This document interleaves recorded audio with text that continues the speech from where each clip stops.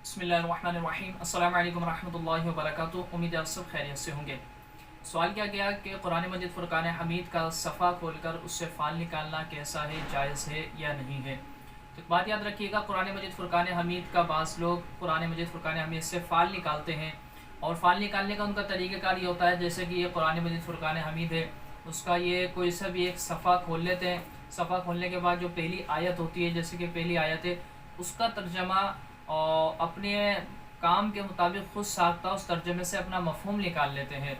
जो काम होता है, जो करना होता है, तो अपने खुद साख्ता उससे उसके मफ़हूम निकाल लिया जाता है और उससे फ़ाल ले ली जाती है कि करना सही है या नहीं है। तो इस तरीके से याद रखिएगा, करना जायज़ नहीं है, ये नाजायज़ है। तो जो लोग करते हैं वो इस अंदाज से, इस तरीके से बचाए अपने आप को, इस तरह फ़ाल नहीं निकाला जाए। हाँ, अगर आपको अपने काम के मुतालिक कि मुझे करना बेहतर है या नहीं है, मेरे हक़ में बेहतर है या नहीं है, ये काम करना मेरे लिए सही है या नहीं है, तो इस्तिखारा जो बताया गया है, इस्तिखारा कर लिया जाए।